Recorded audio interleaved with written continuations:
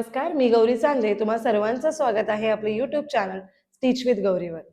बऱ्याच जणांच्या क्युरीज होत्या की आपण अंगावरची मापं कशी घ्यायची, तयार ब्लाऊजवरची मापं कशी घ्यायची, त्यासाठीच आपण हा व्हिडिओ करत आहोत. आज आपण बघणार आहोत की आपल्याला ब्लाऊजवरची मापं कशी घ्यायची किंवा आपल्याला ब्लाऊजची मापं घेताना कोणकोणती मापे लागणार आहेत. अंगावरची मापेंचाही व्हिडिओ आपण वेगळा अपलोड करणार आहोत. त्यापूर्वी आपण तयार ब्लाऊजवरची मापं कशी घ्यायची ते बघून घेऊयात. ब्लाऊजसाठी आपल्याला मेजरमेंट कोणकोणती लागणार आहे ते लिहून घेऊयात. सर्वप्रथम आपल्याला लागणार आहे उंची, त्यानंतर कंबर, छातीचा माप पूर्ण शोल्डरचा माप, हाफ शोल्डर, मुंडा.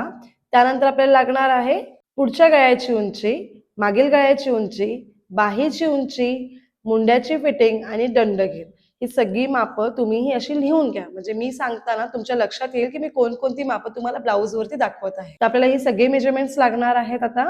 आता मेजरमेंट घ्यायचे कसे, आता तुम्हाला सगळ्यात इम्पॉर्टंट मी सांगेन की कोणताही ब्लाऊज जर आपल्याला क्लायंटने दिलं त्याची मापं आपल्याला परफेक्ट घेता आली पाहिजे, परफेक्ट मेजरमेंट आपण घेतला पाहिजे.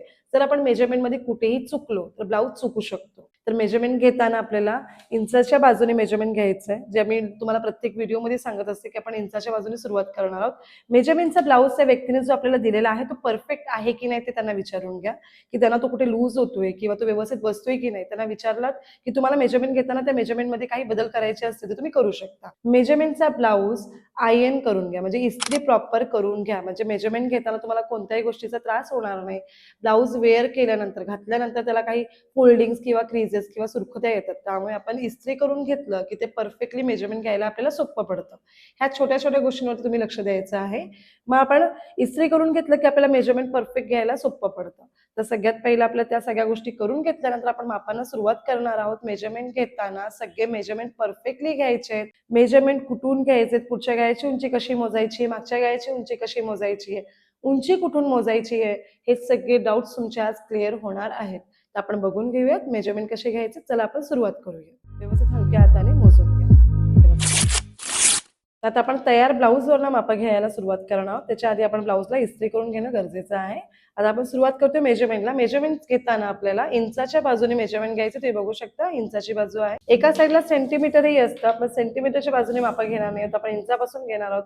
हे पूर्ण इथपासून सुरुवात करायची. ही पूर्ण 1 इंच आहे. मी तुम्हाला जर म्हटले 1.25 मेजरमेंट तर तुम्हाला 1 घेऊन पुढे 2 रेषा घ्यायची. 1.5 मेजरमेंट तर 1 आणि पुढे 5 रेषा. 1.75 म्हणजे तुमचं हा पूर्ण 1 इंचाचा माप आणि पुढे 7 रेषा, म्हणजे 1.75 म्हणजे पावणे 2 इंचाचा माप. 1.25 म्हणजे 1.25 इंचाचा माप. या प्रकारे आपण मापं घेणार आहोत. आता आपण मापाला सुरुवात करूयात. ब्लाऊजला मी टर्न करून घेतलेलं आहे, मागची बाजू घेतलेली आहे. आता ब्लाऊजची उंची सगळ्यात पहिलं मी मोजणार आहे. आता आपण फक्त मेजरमेंट कसं घ्यायचं ह्याचा व्हिडिओ आपण अपलोड करत आहोत. तर फक्त आपण मेजरमेंट घेणार आहोत, त्याच्यामध्ये कुठलाही कॅल्क्युलेशन मी सांगणार नाही. तर सगळ्यात पहिलं आपण उंची घेणार आहोत. आता उंची घेताना बऱ्याच जणांना प्रश्न असतो की उंची कुठून मोजायची आणि कशी मोजायची. तर उंची मोजताना शोल्डर बऱ्याचदा ड्रॉप केलेलं असतं, उतार दिलेला असतो किंवा मागच्या बाजूला उतार दिलेला असतो. म्हणून मी नेहमी सजेस्ट करते की उंची मोजताना मध्यभागी जरा टेप ठेवा आणि सरळ उंची मोजून घ्या. या प्रकारे आपल्याला उंची मोजून घ्यायची. हे बघा, अशी आपण सरळ उंची मोजून घेतली. ब्लाउजेसला क्रीजेस वगैरे असतील किंवा फोल्डिंग असतील तर व्यवस्थित ब्लाऊजला स्ट्रेच करून, थोडंसं, जास्त नाही. जर क्रीजेस असतील तरच करायचं, अदरवाईज करू नका. 13.5 बघा ही पूर्ण उंची आलेली आहे. या प्रकारे आपण मागची उंची, मागच्या बाजूनेच उंची मोजायची. त्याचं कारणही मी सांगेन मागच्या बाजूने का मोजायची. हे बघा, आपण मागील भागापासून ब्लाऊजची पूर्ण उंची मोजून घेतलेली आहे. सेकंड मेजरमेंट ज्यावेळेस आपला मागच्या बाजूलाच ब्लाऊज आहे तर आपण मागच्या गळ्याची उंची यावेळेसच मोजून घेऊया. गळ्याची उंची मोजताना आपल्याला टेप सरळ ठेवायचा आहे. हे असं नाही किंवा असं नाही, आपण टेप सरळ ठेवणार आहोत आणि जिथपर्यंत माझा खोल जातोय तुम्ही बघताय 7.5 थोडंसं वरच्या बाजूला आहे.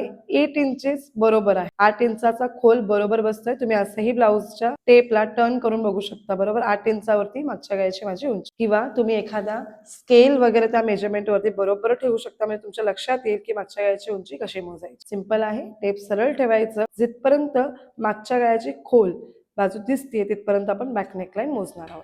हे झालं आपलं मागील गळा मोजण्याची पद्धत. नेक्स्ट आपल्याला मोजायचंय पुढच्या गळ्याची उंची. पुढच्या गळ्याची उंची मोजतानाही आपल्याला सेम टेप तसाच ठेवायचा आहे, सरळ आणि उंच. कुठपर्यंत आपला खोल भाग जाते तिथपर्यंत आपण पुढच्या गळ्याची उंची मोजून घेणार आहोत. बघा इथे 5.5 बरोबर आहे. तुम्ही असाही स्केल ठेवून मोजू शकता आपली खोल कुठपर्यंत आहे पुढच्या गळ्याची उंची. त्या प्रकारे आपण दोन्ही पण गळ्यांची उंची मोजून घेतलेली आणि मागील भागाची उंचीसाठी मोजून घेतलेली आहे. ठीक आहे. पुढच्या भागापासून आपण उंची का मोजत नाही ते सांगते. कटोरीचा भाग असतो, बायस कट केलेला असतो, बऱ्याच तो स्ट्रेच होतो. आपण जर कितीही स्ट्रेच केला तर तो पुढचा भाग स्ट्रेच होईल. कितीही तुम्ही स्ट्रेच कराल तर तो स्ट्रेच होईल. म्हणून उंची मोजताना नेहमी बॅक सेक्शन वरनं उंची मोजा. अंगावरती मोजताना कसं मोजायचं ते आपण वेगळा व्हिडिओ अपलोड करूया. हे झाले आपले मेजरमेंट उंचीचा, पुढील गळा आणि मागील गळ्याचा. आता आपण छातीचा माप कसा घ्यायचा ते बघणार आहोत.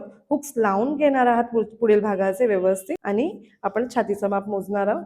जर ब्लाऊज कुठेही फोल्ड वगैरे झाला असेल तर व्यवस्थित करून घ्या आणि आता आपण छातीचं माप घेऊया. ह्या टोकापासून ते ह्या टोकापर्यंत तुम्ही बघू शकता 18 इंचेस म्हणजे आपलं पूर्ण छातीचं माप आहे 36 इंच. कुठे आपण ताणलेलं नाहीये, काही नाहीये. बरेचदा काय होतं आपण ह्या एकाच बाजूने माप घेत असतो. तर काही वेळीच आहे ना, काही स्टिचेस रिमूव्ह वगैरे केलेले असतील किंवा फोल्डिंग्स वगैरे काढलेले असतील तर इथे मापाला एकाच साईडला घेतल्यावरती काही वेळेस प्रॉब्लेम होऊ शकतो. पण घेताना माप पूर्ण असा व्यवस्थित ठेवून एकसारखा घ्या म्हणजे मेजरमेंट तुम्हाला परफेक्ट भेटेल. आता हे माप झालं आपलं छातीचं. आता आपण नेक्स्ट मेजरमेंट घेणार आहोत आपल्या कमरेचा माप. कमरेचा माप मोजताना आपल्याला पूर्ण कमरेच्या भागाला मोजायचंय. तर कसं मोजून घ्यायचं ते बघून घ्या व्यवस्थित. आपण हुक्स रिमूव्ह केलेत. आता कमरेची माप घेण्याची पद्धत माझी अशी आहे की मी पूर्ण पट्टी मोजते बघा इथून ते पूर्ण अगदी या टोकापर्यंत. तर 33.5 मेजरमेंट आहे तुमचं वेस्ट राउंडिंगचं म्हणजे कमरेचं. त्या प्रकारे आपल्याला माप घ्यायचंय कमरेचं माप. त्यानंतर आपल्याला मेजरमेंट घ्यायचंय पूर्ण शोल्डरचा माप. आता मी मागील व्हिडिओज मध्ये पण सांगितलं होतं की एक चार्ट तुमच्या बरोबर मी शेअर करेन की त्याप्रमाणे तुम्हाला समजेल की या कमरेला किंवा या छातीला किती शोल्डर ठेवायचे. तर त्याप्रमाणे तुम्हाला एक चार्ट शेअर केलं जाईल.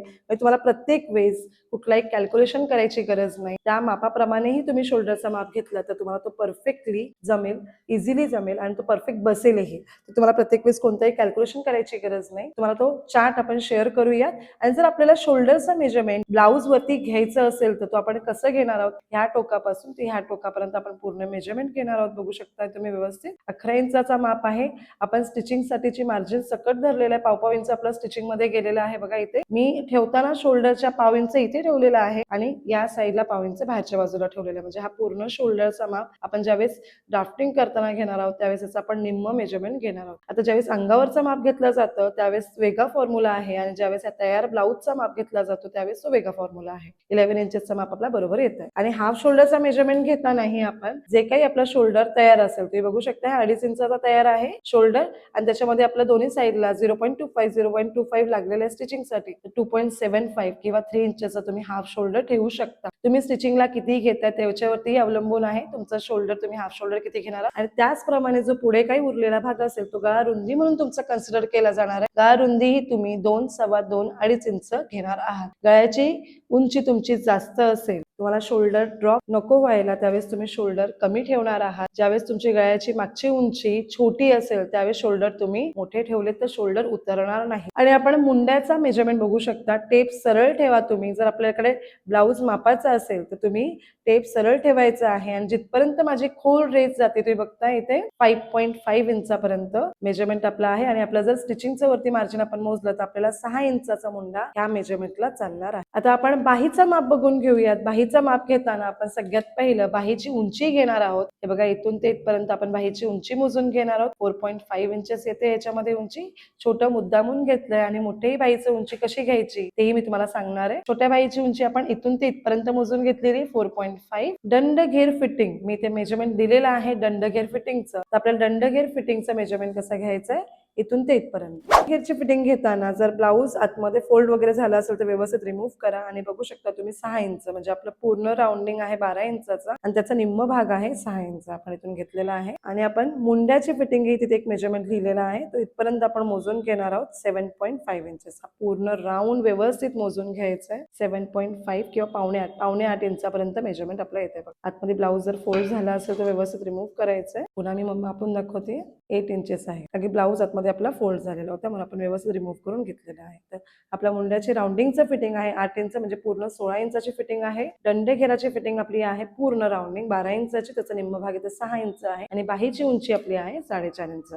बाहीच्या मेजरमेंटमध्ये बऱ्याच जणांना खूप कन्फ्युजन्स आहेत, त्यामुळे व्यवस्थित बघा बाहीचं मेजरमेंट मी कसं घेतलेलं आहे त्याचप्रमाणे तुम्हाला घ्यायचं आहे. आणि आपलं जर साधा ब्लाऊज असेल तर आपण उंचीमध्ये 1.5 इंच वाढवणार आहोत, खाली हातशिलाईच्या फोल्डिंगसाठी आणि वरती पाव इंच याला जोडायला 0.25 इंच आपण जोडण्यासाठी बाहीला वापरणार आहोत. त्यासाठी आपल्याला वाढवायचं आहे पूर्ण 1.5 इंच पूर्ण उंचीमध्ये.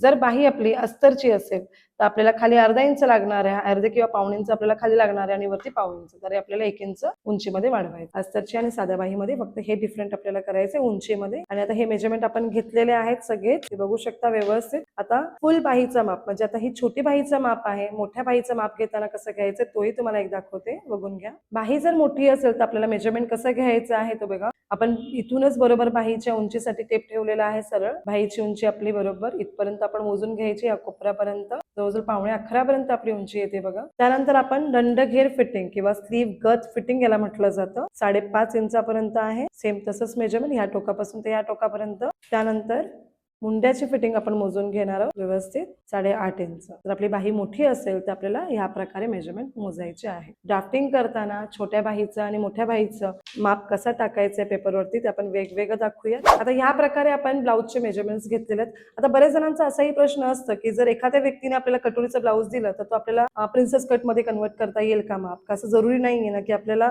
प्रिन्सेस कटच्या मापासाठी प्रिन्सेस कटचाच ब्लाऊज पाहिजे म्हणून, किंवा फोटक्सचा ब्लाऊज आहे तर फोटक्सचाच ब्लाऊज आहे, नाही असं बिलकुल पण नाहीये. माप कोणताही ब्लाऊजचा देऊ द्या तुम्ही, कोणताही ब्लाऊज त्याच्यावरती कन्वर्ट करून स्टिच करू शकता. म्हणजे मला आता मी या कटोरी ब्लाऊजचं तुम्हाला माप सांगितलं तर मी याच्यावरती फोटक्सचाही ब्लाऊज करू शकते, कटोरीचाही करू शकते किंवा 2 पीस कटोरीचाही करू शकते, इव्हन प्रिन्सेस कटचाही करू शकते. फक्त आपल्याला प्रिन्सेस कट मध्ये काही वेगळे मेजरमेंट्स असतात. उभा पिच पॉईंट म्हणजे एपेक्स पॉईंट जो आपल्याला लागतो, उभा टक्स पॉईंट, तो फक्त मेजरमेंट कसं घ्यायचं त्यावेळेस आपण नक्कीच शेअर करू तुम्हाला. तर आपण कोणत्याही ब्लाऊजवर ना कोणताही ब्लाऊज स्टिच करू शकतो. मापाचा ब्लाऊज आपला कोणताही असेल तरीही चालेल. आता तुमचे सगळे डाऊट्स क्लिअर झाले असतील माप कशी घ्यायची त्याबद्दल, तर आपल्याला तुम्हाला ह्याच्यामध्ये कोणतेही डाऊट्स असतील तर तुम्ही नक्की मला कमेंट बॉक्समध्ये कमेंट करा आणि लागणारी मापे तुम्ही बघून घेणार आहात व्यवस्थित की आपल्याला कोणकोणती लागणार. पुन्हा एकदा मी तुम्हाला सांगते, पूर्ण उंचीचं माप आपण घेतला, कमरेचं माप आपण घेतला, छातीचं माप आपण घेतलेलं आहे, पूर्ण शोल्डर बद्दलही मी तुम्हाला सांगितलंय की आपण पूर्ण शोल्डरचं माप कसं घेणार आहोत, ते मुंड्याचं माप आपण कसं घेणार आहोत तेही मी तुम्हाला क्लिअर केलेलं आहे. पुढील गळा आणि मागील गळ्याचं माप मी सांगितलेलं आहे, बाहीची उंची, त्यानंतर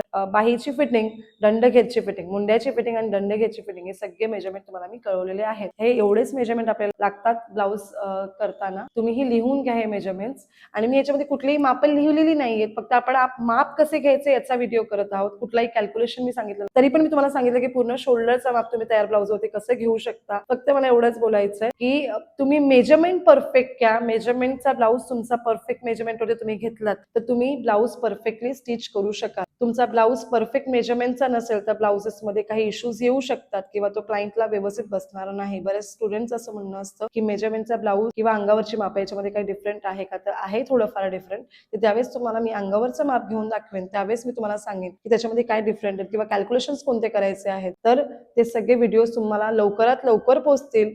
सगळेच व्हिडिओज आपण अपलोड करणार आहोत, सगळे ब्लाउजेसचे करणार आहोत, बाहींचे वेगवेगळे व्हिडिओज आपण अपलोड करणार आहोत, गळ्यांचे प्रकारांचे व्हिडिओ अपलोड करणार आहोत. त्यासाठी तुम्ही आमच्या बरोबर जुडून राहा असं मी म्हणेन. आणि ह्याच्यामध्ये काही कन्फ्युजन असेल तर नक्कीच मला कळवा. धन्यवाद.